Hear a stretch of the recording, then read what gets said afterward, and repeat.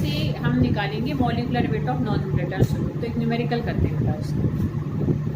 देखो बच्चों, देखो मैं इसमें गिवन लिखते हैं, पहले मैं पढ़ देती हूँ उसको कि calculate the osmotic pressure. Osmotic pressure निकालना है, हम मॉलिक्यूलर वेट नहीं निकालना है, ऑस्मोटिक प्रेशर हमें यहाँ पर फाइंड आउट करना है। ठीक है, कोई बात नहीं, वो तो जितनी भी टर्म्स हैं उसमें से हमें सारी चीज़ें गिवन होंगी और एक चीज़ we have to find out. तो यहाँ पर हमें ऑस्मोटिक प्रेशर निकालना है एट 273 केल्विन। तो एक तो हमें टेम्परेचर गिवन है, तो देखो गिवन क्या है, टेम्परेचर दे रखा है 273 kelvin of A 5% solution of urea. देखो यहाँ पर हमारा 5% सोल्यूशन है यूरिया। एक बार बेटा बहुत बहुत बहुत ध्यान रखना, ऑस्मोटिक प्रेशर वाले न्यूमेरिकल्स में ही स्पेशली इस बात का तुम्हें ध्यान रखना है कि जो परसेंटेज गिवन होती है वो हमारी एक तरीके से मास परसेंटेज नहीं होती है। देखो ध्यान करो, जब हमने मास परसेंटेज, वॉल्यूम परसेंटेज और मास बाय वॉल्यूम परसेंटेज करी थी, तब मैंने कहा था अगर परसेंटेज गिवन हो तो अंडरस्टूड है कि वो ये W/W होती है, मतलब वो मास परसेंटेज होती है कि 5 ग्राम यूरिया का डिजॉल्व है इन 100 ग्राम ऑफ सोल्यूशन, ऐसे मानकर हम चलते हैं, मतलब उतना वेट है सोल्यूट का इन 100 ग्राम ऑफ सोल्यूशन।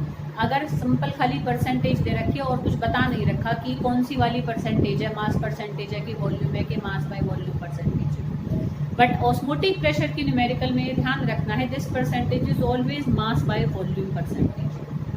ठीक है, ये कहीं मेंशन नहीं होगा पर ये याद रखना है बेटा, ये इसमें ऑस्मोटिक प्रेशर में मास बाय वॉल्यूम परसेंटेज ही हमेशा गिवन होती है। ठीक है, मतलब इसका क्या मतलब है कि 5 ग्राम यूरिया हमारा डिजॉल्व है इन 100 centimetre cube of solution. Mass by volume क्या होती है कि सॉल्यूट का तो मास है और पूरे सोल्यूशन की वॉल्यूम गिवन है, परसेंटेज मतलब 100। ठीक है, तो 5 ग्राम यूरिया डिजॉल्व है 100 सेंटीमीटर क्यूब ऑफ सोल्यूशन। तो मतलब एक हमें क्या पता है, W भी पता है, वो कितना है 5 ग्राम्स, और हमें वॉल्यूम ऑफ सोल्यूशन पता है, V पता है, दैट इज 100 सेंटीमीटर क्यूब। अच्छा, इसको हमें लीटर में बदलना होता है क्योंकि जो हम R यहाँ पर पुट करेंगे ना वो लीटर एटमॉस्फेरिक वाला पुट करते हैं, तो इसलिए हमारा क्या होना चाहिए, प्रेशर सारा एटमॉस्फेरिक में ही होना चाहिए। अगर मान लो वो गिवन है या तो हमें निकालना है तो एटमॉस्फेरिक में वो निकल कर आ जाएगा, क्योंकि देखो जो हम कांस्टेंट की वैल्यू पुट कर रहे हैं उसकी यूनिट्स को में ही हमें बाकियों की यूनिट को बदलना पड़ेगा, नहीं तो कांस्टेंट की वैल्यू को हमें चेंज करना पड़ेगा, तो बेटर है हम बाकियों को चेंज कर लें। तो वॉल्यूम ऑलवेज क्या है इसमें में किस में रखनी है, volume should be in litres, तो यहाँ गिवन किस में है सेंटीमीटर क्यूब में, तो 100 सेंटीमीटर क्यूब कितने लीटर के बराबर हो जाएगा, 0.1 लीटर के बराबर हो जाएगा। पता है कैसे, कविता शायद देखो मैं तुम्हें यहाँ थोड़ा समझा देती हूँ ना, तुम परेशान मत होना बेटा। कि देखो क्या होता है बेटा, 1000 सेंटीमीटर क्यूब का क्या होता है, 1 लीटर होता है, तो 100 सेंटीमीटर क्यूब का कितना हो जाएगा। देखो ऐसे हम यूनिट पे मेथड लगाएंगे तो इसमें देखो इन दोनों को मल्टीप्लाई कर देगा और उससे डिवाइड कर देगा, समझ लो, तो 100 × 1 × 1000। ठीक है बेटा, 2 0 से 2 0 कट जाएंगे, 1/10 आ गया तो 0.1 लीटर आ गया। तो इस तरीके से हमने निकाला। ठीक है, तो इसमें परेशान होने की, तो ये बात बेटा हमेशा ये याद रखना, चाहे कहीं लिख लेना कि ऑस्मोटिक प्रेशर न्यूमेरिकल कि ऐसे करके लिख लेना कि in osmotic pressure percentage is always M/V। ठीक है, या तुम लिख दो ना W/V की परसेंटेज जो गिवन होती है वो हमेशा ही कैसी होती है, W/V होती है, किसमें, ऑस्मोटिक प्रेशर वाले न्यूमेरिकल्स में। कहीं भी करो तो ब्रैकेट में लिख देना है ना, तुम्हें आगे मार्च तक ये चीज़ याद रहेगी। तो ये हमें गिवन है। अच्छा, अब और क्या दे रखा है, मॉलिक्यूलर मास भी दे रखा है यूरिया का उसको, तो यहाँ पर MV हमें गिवन है दैट इज 60। निकाल भी सकते हो, देखो ना यूरिया का ये फॉर्मूला होता है NH2CO NH2, तो तुम फाइंड आउट करोगे तो 60 ही निकल कर आएगा। अच्छा, और R की वैल्यू भी देखो मैंने कहा था ना गिवन होती है, तो R की वैल्यू दे रखी है 0.0821 लीटर एटमॉस्फेरिक पर केल्विन पर मोल। ठीक है, तो आ रही बेटा बात समझ में, तो ये सब हमें गिवन है। अब हम इसको सॉल्व करेंगे, बहुत आसान है, कुछ भी नहीं है इसमें, तो हम इसको सॉल्व करेंगे। तो देखो यही था ना हमारा फॉर्मूला, PV = MV/RT। MV को खोलते हैं तो WV/MV/RT बन जाता है। अब हमें P निकालना है, V को इधर ले जाओ, WV/RT MV × V। WB कितना है 5, R कितना है 0.0821, टेम्परेचर कितना है 273, मॉलिक्यूलर मास कितना है 60, वॉल्यूम कितनी है 0.1। बस इसको सॉल्व कर दो, यहाँ से हमारा जो ऑस्मोटिक प्रेशर निकल कर आएगा तो वो हम देखें कितना आया हमारा, ये आ रहा है 18.68 एटमॉस्फेयर। तो देखो बेटा मैं एक दो सॉल्व दे दूंगी तुम्हें, 2-3 अनसॉल्व, मतलब मैं फोटो तो भेजूंगी पूरी कंप्लीट एक्सरसाइज की, ठीक है। उसमें से कम बेटा 2 अनसॉल्व्ड और 2 सॉल्व्ड और 3 अनसॉल्व्ड बेटा कम से कम कर लेना चाहिए। मैं टिक करके भेज दूंगी, एटलीस्ट उन न्यूमेरिकल्स को बेटा ज़रूर अटैक करके देख लेना। तो ये मतलब सारे न्यूमेरिकल्स अब इस यूनिट के हमारे ख़त्म हैं। आगे हम वन टर्म फैक्टर से रिलेटेड छोटे छोटे कुछ वो क्वेश्चंस करेंगे, मतलब इतने कोई न्यूमेरिकल टाइप में नहीं है, बट वो छोटे छोटे से हैं। मेन न्यूमेरिकल्स अब तुम्हारे इस यूनिट के ख़त्म हैं। सबसे ज़्यादा न्यूमेरिकल्स इसी यूनिट में ही है, ठीक है। देखो हमने पहले मोलैरिटी नॉर्मेलिटी के करे, उसमें बहुत सारे हो जाते हैं। फिर हमने रॉल्स लॉ के करे थे for solution having volatile solute. फिर हमने चारों कोलिगेटिव प्रॉपर्टी के करे हैं। तो सबसे ज़्यादा इंपॉर्टेंट तो इसमें elevation in boiling point, depression in freezing point की है, और मोलैरिटी नॉर्मेलिटी मोलैरिटी वाली, ठीक है। उसके अलावा भी बाकी न्यूमेरिकल्स को चाहे एक एक करो, चाहे पढ़ लो, चाहे सॉल्व को बस समझ के उतार के लिख लो, पर ये तुम्हारे माइंड में रहेगा कि तुमने हर टाइप की न्यूमेरिकल्स कर ली, ठीक है बेटा। तो ये हमने न्यूमेरिकल किए। अच्छा, अब यहीं पर ना एक ऑस्मोटिक प्रेशर से रिलेटेड एक क्वेश्चन कई बार आया हुआ है कि जो मैक्रोमोलिक्यूल्स होते हैं, मैक्रोमोलिक्यूल्स बेटा क्या होते हैं, जो बहुत बड़े बड़े मॉलिक्यूल हैं, मतलब बहुत हायर मॉलिक्यूलर मास वाले होते हैं, जैसे प्रोटीन्स हैं, कार्बोहाइड्रेट्स हैं। तो मतलब जैसे नॉर्मल एक H2O है, और ऐसे समझो प्रोटीन का मॉलिक्यूल है, तो ऐसे समझो कि भाई जैसे कि एक हमारा पहाड़ है और एक हमारा छोटे से 2-3 क्या रखे हुए हैं, ऐसे कण रखे हुए हैं, बस इतना डिफरेंस होता है। तो मैक्रोमोलिक्यूल्स क्या होते हैं, बहुत बड़े बड़े साइज़ के मॉलिक्यूल्स को हम मैक्रोमोलिक्यूल्स कहते हैं, जो कि बायोलॉजिकल सिस्टम में ही मिलते हैं। जो कोई भी लिविंग थिंग है तो उसमें प्रोटीन्स हैं, कार्बोहाइड्रेट्स हैं, ठीक है, फैट्स हैं, वाइटामिन हैं, मिनरल्स हैं।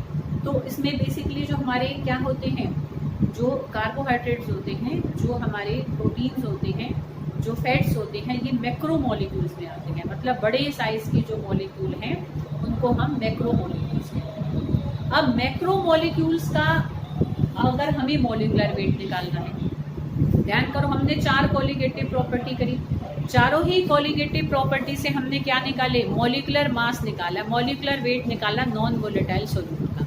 तो ऐसे ही बायोलॉजिकल मॉलिक्यूल्स का जब हम पानी में घोल बनाएं और उनका भी अगर हमें मॉलिक्यूलर वेट निकालना है, तो चारों ही मेथड हम अप्लाई कर सकते हैं। पर चारों मेथड्स में से सबसे ज़्यादा जो मेथड यूज़ किया जाता है for finding the molecular mass of macromolecules, that is osmotic pressure. तो ये क्वेश्चन 3 नंबर में आया हुआ है, why osmotic pressure method is preferred, है ना। ज़्यादा हम उसको प्रेफरेंस देते हैं, ज़्यादा हम उसको इम्पोर्टेंस देते हैं कि ऑस्मोटिक प्रेशर मेथड को इस्तेमाल करके हम मैक्रोमोलिक्यूल्स का मॉलिक्यूलर वेट बहुत आराम से निकाल सकते हैं। उसको अप्लाई करना हम ज़्यादा इजी समझते हैं as compare to other colligative property methods. समझ में आया क्वेश्चन? तो ये क्वेश्चन है, why osmotic pressure method is preferred to finding out the molecular mass of macromolecules, ठीक है, या molecules found in biological systems, ठीक है। तो इस तरीके से ये क्वेश्चन आ जाता है। तो इसके हम पॉइंट्स में आंसर करेंगे। तो 2 पॉइंट हैं इसके, 2 रीजंस हैं कि why the osmotic pressure method is preferred for finding out the molecular weight of macromolecules या molecules having higher molecular mass. तो देखो हम क्यों प्रेफर करते हैं, देखो बेटा इसलिए प्रेफर करते हैं, तुम ध्यान से देखो तो चाहे रिलेटिव लोअरिंग और वेपर प्रेशर था, देखो P0A minus PS over P0A, चाहे एलिवेशन इन बॉइलिंग पॉइंट था डेल्टा TB जो कि क्या था T1 माइनस T0 था, चाहे हमारा डिप्रेशन इन फ्रीजिंग पॉइंट था वो T0 माइनस T1। ये तीनों ही मेथड्स तुम ध्यान से देखो तो एक डिफरेंस, मतलब 2 चीज़ों का एक तरीके से क्या है, अंतर है, ठीक है, डिफरेंस है ये हमारा। मतलब एक में से दूसरी चीज़ को घटाकर हम इन प्रॉपर्टीज़ को निकालते हैं, फिर इस प्रॉपर्टी से मॉलिक्यूलर मास को निकालते हैं। तो ये जो मैक्रोमोलिक्यूल्स होते हैं ना, उनके लिए जो अंतर होता है T1 माइनस टी नॉट है, या टी नॉट माइनस मतलब डेल्टा टी एफ है, डेल्टा टी है, T not a minus T S है, तो ये जो डिफरेंस है वो बहुत थोड़ा आता है, बहुत थोड़ा, मतलब it is too small to be detected. कि भाई जैसे कि भाई मान लो मैंने खाली पानी लिया, पानी में प्रोटीन को खोला, तो उसका ये बॉइलिंग पॉइंट बढ़ गया थोड़ा सा, पर वो बहुत थोड़ा सा बढ़ता है, नाम मात्र का बढ़ता है। तो जब अंतर निकालेंगे तो 0.00 कुछ आया निकल के, तो वो वैल्यू इतनी छोटी होती है कि कई बार हम इंस्ट्रूमेंट से उसको डिटेक्ट भी नहीं कर पाते। तो जब एक एप्रिशिएबल वैल्यू ही नहीं निकल कर आ रही है, तो उससे मॉलिक्यूलर वेट निकालना भी बड़ा मुश्किल हो जाएगा। तो as the other three properties, ये जो तीनों कॉलिगेटिव प्रॉपर्टीज हैं, they are basically differences and their values comes out very small, they are too small to be detected for macromolecules। Macromolecule के जब हम घोल बनाते हैं तो उनमें ये अंतर ना के बराबर निकल कर आता है। तो जब हमारे पास एक अच्छी वैल्यू ही नहीं होगी तो हम उससे फिर मॉलिक्यूलर वेट कैसे निकाल पाएंगे उनका अच्छी तरह से। बट ऑस्मोटिक प्रेशर में तो ऐसी कोई प्रॉब्लम ही नहीं है, क्योंकि ऑस्मोटिक प्रेशर को डिफरेंस नहीं है, वो तो एक सिंपल एक इंडिविजुअल एक इंडिपेंडेंट वैल्यू है। तो इतना दबाव हमने डाला पानी को यहाँ से यहाँ रोकने के लिए, समझ लो। तो क्योंकि ऑस्मोटिक प्रेशर को डिफरेंस वाली वैल्यू नहीं है, एक अपने आप में इंडिपेंडेंट वैल्यू है, तो इसलिए वो खूब अच्छी मैनर में उसकी वैल्यू हमारी खूब एक हायर एक तरीके से वैल्यू निकल कर आती है। आराम से हम उसको अप्लाई करके we can easily find out the molecular weight of macromolecules. तो एक तो ये रीज़न है, ठीक है, कि ऑस्मोटिक प्रेशर को डिफरेंस नहीं है, बाकी तीनों डिफरेंसेस हैं और उनकी वैल्यू बहुत थोड़ी सी निकल कर आती है, इसलिए हमें ऑस्मोटिक प्रेशर मेथड को अप्लाई करना आसान हो जाता है। दूसरा रीज़न क्या है कि ये जो मैक्रोमोलिक्यूल्स है ना बेटा, अगर हमें एलिवेशन इन बॉइलिंग पॉइंट को अप्लाई करना है तो हमें उसको बॉईल करना पड़ेगा, और जो प्रोटीन्स होते हैं ना वो अपने बॉइलिंग पॉइंट तक पहुंचने से पहले ही वो टूट जाते हैं। जैसे मुझे वाटर का बॉइलिंग पॉइंट नोट करना है, वाटर 100 डिग्री सेंटीग्रेड पर जाने से पहले ही हाइड्रोजन और ऑक्सीजन गैस में टूट जाए। तो जब पानी पानी ही नहीं रहा, जब हमने उसको वेपर फॉर्म में लाया, तो हम उसका बॉइलिंग को या बॉइलिंग पॉइंट को कैसे मेजर करेंगे। जिस चीज़ की हमें बॉइलिंग प्रोसेस देखनी है, बॉइलिंग पॉइंट नोट करना है, तो वो चीज़ इंटैक्ट भी तो नहीं इंटैक्ट भी तो रहनी चाहिए, उसी फॉर्म में ही हमें मिलनी चाहिए ना, तभी तो हम उसका बॉइलिंग पॉइंट मेजर कर पाएंगे। तो क्योंकि हमारा जो एलिवेशन इन बॉइलिंग पॉइंट है उसके लिए टेम्परेचर बहुत हाई लगाना पड़ता है, जो डिप्रेशन इन फ्रीजिंग पॉइंट है उसके लिए टेम्परेचर बहुत लो लगाना पड़ता है। तो बहुत हाई और बहुत लो टेम्परेचर पे ये मैक्रोमोलिक्यूल स्टेबल नहीं रहते हैं, तो इसलिए हम इस मेथड को अप्लाई ही नहीं कर पाते हैं। और ऑस्मोटिक प्रेशर तो बहुत आसान है, उसको तो हम रूम टेम्परेचर पर भी आराम से मेजर कर सकते हैं, तो वो स्टेबल ही रहेगा मैक्रोमोलिक्यूल। तो इसलिए भी हम ऑस्मोटिक प्रेशर मेथड को अप्लाई करते हैं, because it can be applied on room temperature easily. But other methods required क्या है, टेम्परेचर आइदर हायर और लोअर देन रूम टेम्परेचर, है ना, टू फाइंड आउट। आ रही बेटा बात समझ में। तो इन दो रीजंस की वजह से हम ऑस्मोटिक प्रेशर मेथड को ज़्यादा प्रेफर करते हैं for finding out the molecular weight of polymers कहो या मैक्रोमोलिक्यूल्स कहो, उनका मतलब बड़े साइज के मॉलिक्यूल।